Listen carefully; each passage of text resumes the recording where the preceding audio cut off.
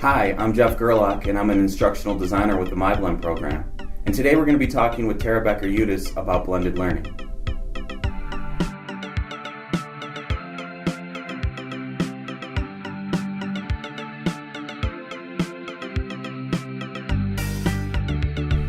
Well, Tara, thanks so much for joining us today. Could you tell us a little bit about who you are, where you're from, what you do? Absolutely. I teach high school math and social studies at Charlotte High School, and I also teach online at Michigan Virtual. And I've taught a variety of different classes. I taught almost every social studies class, Algebra 1. Last year at Charlotte, I served as our math coach, MTSS math coach, and I pulled out students who were struggling in math as well as teaching AP government. So I've had a lot of different roles at the high school and here at Michigan Virtual. I've taught everything from middle school math to AP government online. So I've had a little bit of experiences with a little bit of everything. So what inspired you to start blended learning in your classroom? Well, 3 years ago, we passed a millage in Charlotte, and we were able to do one-to-one iPads 7 through 12. And so I decided I needed to do something different. If my kids were going to have iPads in their hands, they were either going to play games while I stood up at the board and talked, or I needed to implement something new. And I really started to look online. I mean, that's where you go to, right? You Google things when you don't know what to do. And so I Googled, what do you do with iPads? And this flipped learning kept coming up over and over again. Which led me to Twitter, which led me to kind of building a professional learning network, and that's really what led me to this idea of the flipped classroom. And as I started the flipped classroom, I realized how powerful it could be. And what's really interesting about it is the flipped classroom that I started with two years ago, almost 3 years ago now, has evolved so differently to what I'm doing now. And I think that's what's beautiful about blended learning, is it takes so many different shapes. Could you walk us through a little bit about what your typical day looks like in those courses with that flip model? Absolutely. Here's what I think is awesome. I teach math and I teach social studies, and the typical day in each of those looks incredibly different. I'm actually in the middle of a blog post right now about kind of reflecting on how different blended learning looks in the two subject areas. So in AP Government, we're on a pretty traditional flipped model. The kids go home, they watch the videos at night, everyone watches the same video. When they come into the class, we do a quick Q&A, 10 minutes where they have some time just to reflect on what they watched last night, what the key vocabulary were, what the key concepts were, and they're in groups of 4 while they're doing this. And then I'm able to go around and talk to every group of students. And so I know exactly, it's a little formative assessment for me. I know exactly how well the kids did. There's days that I walk around and the kids look at me, we're good, let's go, move on, we're all set with this material.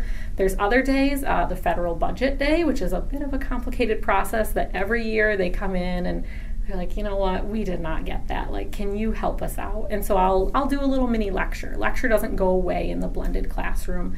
And then we go into, after, I make sure everyone's got the basics down, we go into a lot of the real life experiences. We do mock Congress where we have media and special interest groups and congressmen, and they debate and discuss.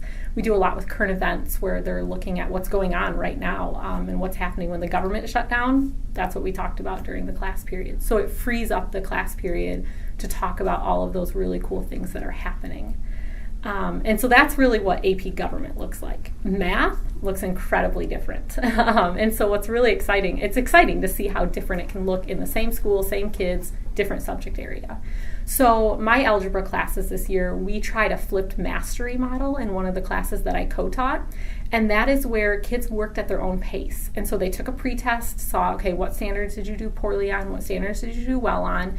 And then from there, they were able to just continue on, and they watched the video, they worked on the problems from the book until they understood that section, and then they moved on. And so we had students in many different places. And so then the kids that I pulled out were the kids then that were falling behind, that were struggling with the standards. And it was funny, as I'd greet kids at the door, I'd say, okay, what section are you on? And there were days that every kid that I had, all the 10 to 15 kids that I was pulling out, were on a different section. And that was really, I think, nice for those kids because they're so used to getting kind of left behind in a math class, like, oh, I didn't really understand that, but teacher's moving on anyways. They could see, okay, I'm going to stay on this section until I understand it, and I have the freedom to keep working on that until I understand that section. So that's kind of a typical day, I guess. But I guess in blended learning, there isn't a typical day, because I think what's great about it and what's great about the flip class is you can do a formative assessment immediately when kids walk in, and you have to plan your day from there. If nobody understood it, you're going to do something totally different than if everyone's like, yep, we're good, let's move on. Let's talk about advantages and challenges. Let's start with the advantages first.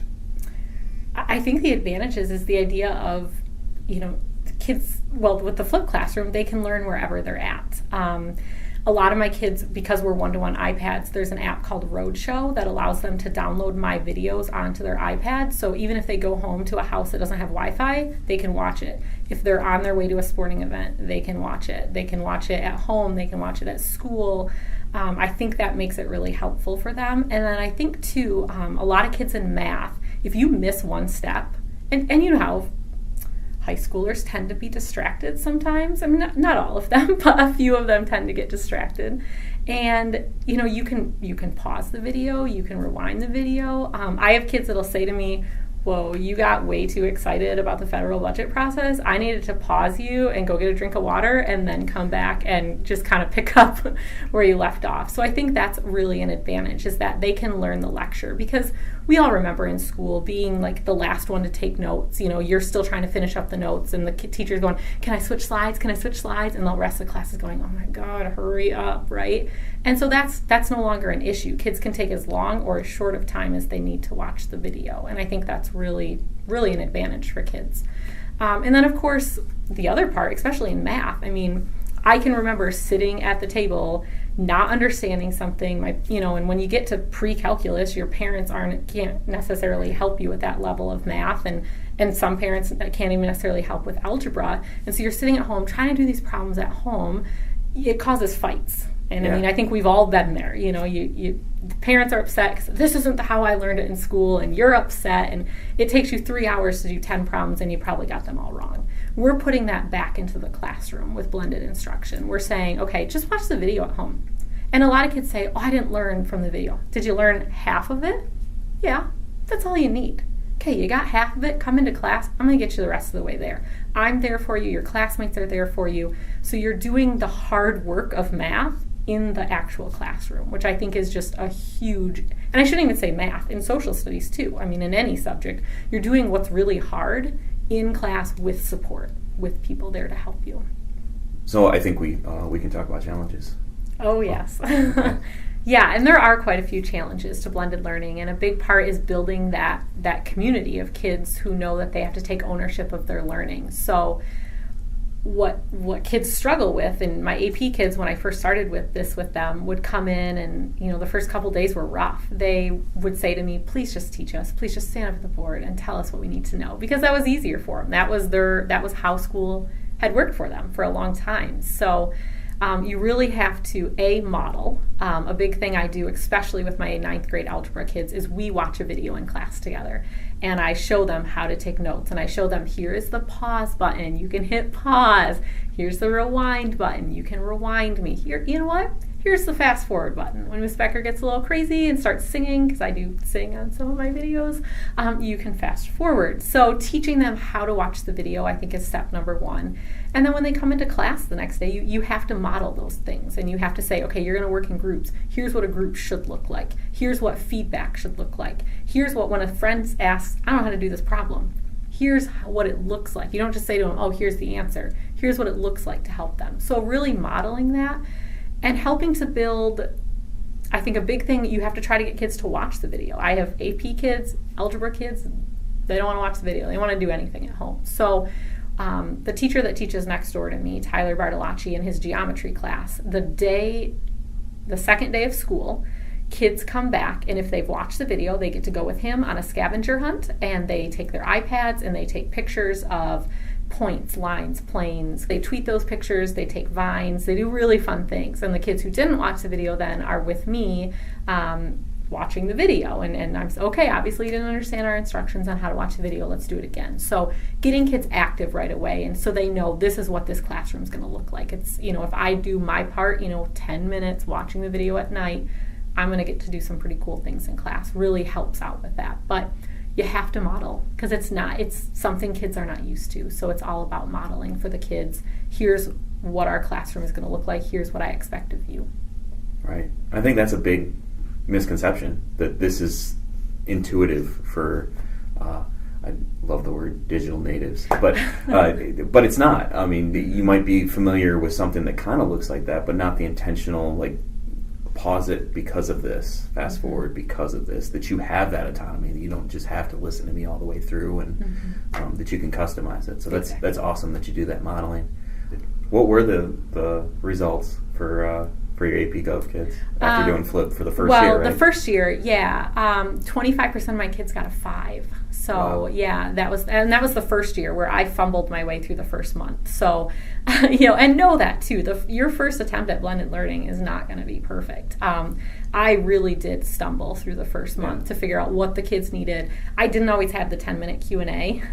And the kids on the surveys were like, we need something at the start of class. Give us something where you can recap and we can kind of get a handle on if we understood it or not. So, no, it's not going to be perfect. And it's still, if you walked into my classroom, there are days that it's not great. And there's days that it's phenomenal. So it's not an end-all, be-all to the perfect solution, but it's evolving and it's finding what works for that specific group of kids. But that is impressive. That's a notoriously difficult exam, and to have a quarter of your kids score a 5. Mm-hmm. Do you attribute it to certain aspects of what you were doing? Like, what do you think kind of allowed that great a number of kids to achieve like that?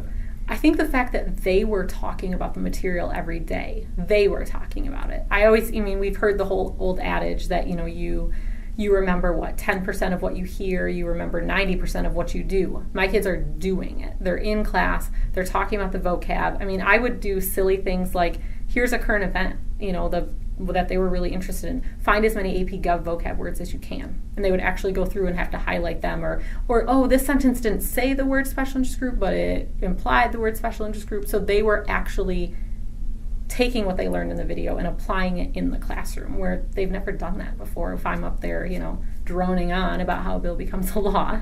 Right. So you talked about the first year that you did it, you kind of fumbled through it. Seems like it was still pretty good. But like, besides just your own reflection, what kind of informs your development in this? Like, where do you learn? Who do you learn from? I learn from the kids. Like I said, almost every 9 weeks, if not more, I give them a Google Form survey where they can tell me what works for them, what doesn't work for them.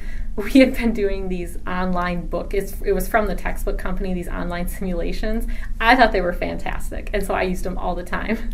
My first results that I got from the kids, they're like, please, like almost every kid was, please stop using those online simulations. We hate them. They're not helpful. Please stop. And so I stopped. And the 10-minute Q&A evolved out of what they wanted. But so that's one place that I learned from. I learned from Twitter, and I'm wearing my beautiful MyBlend shirt today, representing.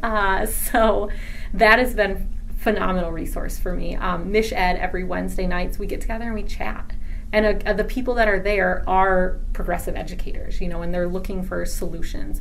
Monday nights are the flipped class chat, and that's #flippedclass Monday nights at 8 o'clock. And I've learned so much from those people. And we talk about what are the challenges, and, hey, my kids aren't watching the videos. What have you done to get your kids to watch the video? Or, I don't know what to do in class. Because that's the biggest hurdle with the flipped class is, okay, now I have 70 minutes a day. What are we going to do for 70 minutes? Right. So finding those professional learning networks on Twitter has been just immensely helpful. And then, they'll say, hey, we're having there was a Michigan flip class conference that I went to, and actually getting to meet up with people in Michigan that are flipping, and they're having the same challenges as you are. That's where I've learned so much. And I would be a terrible teacher. And I probably would have not continued the flip class after stumbling the first month if I didn't have that support of Twitter. For teachers just getting started off, never done this blended learning thing before, maybe they're feeling like kind of how your students were the first couple weeks in class. How do I get started? How can I get into this thing? you find a professional learning network. You don't do anything on your own.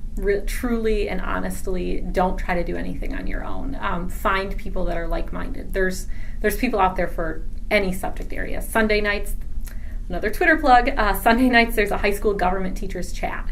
And those people have taught me more about teaching AP government than I learned in 4 years. Well, I guess I have my master's, 7 years of college. So, find people that are doing what you're doing. And some people get really hung up on the video. I don't like to hear myself talk, or I don't have time to make all of these videos. YouTube, oh my gosh, there's videos for everything. And there's an app called Ed Puzzle that allows you to take videos that are already out there and put your own voice over them, or take videos that are already out there, use them to put your questions in there. And so it's so amazing for teachers, and it makes it a lot easier than, oh my gosh, I have to create all of this. The other advice I would say is I spent the whole first summer thinking about the video and how I was going to create the video and making these great videos. And then day one of school, I thought, I have 70 minutes. What am I going to do for 70 minutes? Think about what can you do in the classroom that really forces students to take ownership. Because so many people say, oh, this is a great app. How can I use this app to do instruction? No. Think of it from, I want to teach students how to do this. Is there technology that can help me with that? So viewing it from that mindset, and don't view it, if blended learning doesn't have to be, it's called blended. It's not, you have to be on your iPad all the time. Right. There's days we don't use our iPads at all in the class. So, know that sometimes you do have to go old school. Sometimes kids will say, I didn't understand your video. Please, just teach. Go up to the board, help us understand it. And you have to find what works for your kids. Survey your kids all the time. Ask them what's going well, what's not going well. And I had to say, the first time I said, be honest. Please be honest. I can't see your name, can't see anything about what you're saying, but tell me what's working and what's not. And get the kids' feedback, because teachers who get kids' feedback can make their classes even better, as opposed to those who just keep moving along without any student feedback. What do you know now that you wish you knew when you started doing blending and flipping and all that stuff? I wish I would have known I didn't have to do it all by myself. I've stumbled upon these PLNs as I've gone, as I've went through it, and I wish I would have known right away that I didn't have to do it all alone. I wish I would have known, maybe I don't have to make my own videos. Maybe my time would be better spent really coming up with ways to engage students in their own learning, as opposed to creating these videos. Because there's people out there that have really nice videos that they've taken a lot of time to work in. So maybe I then can come up with the classroom engagement piece and share that back with those people who have made the videos. So to rely on other people, and that's been hard for me. But I wish I would have known that right away. How has implementing blended learning changed the way you think about teaching, about what teaching is? Yeah. This is huge, I think, for people who get into blended learning. Teaching becomes facilitating learning. Kids ask really great questions, about how do you think the media does influence how people vote? And I could probably go off on a tangent and appear really smart and theoretical, but I'll say to them, I don't know. Let's talk about that. And sometimes I do know, but you have to convince the kids, I don't know. Or I'll say to them, I don't know how to answer that question. Could you guys come up with an answer to that question? Because I don't know. Or I'll ask a question saying, I thought about this morning while I was listening to this current event, and I don't know the answer to it. Can you guys help me?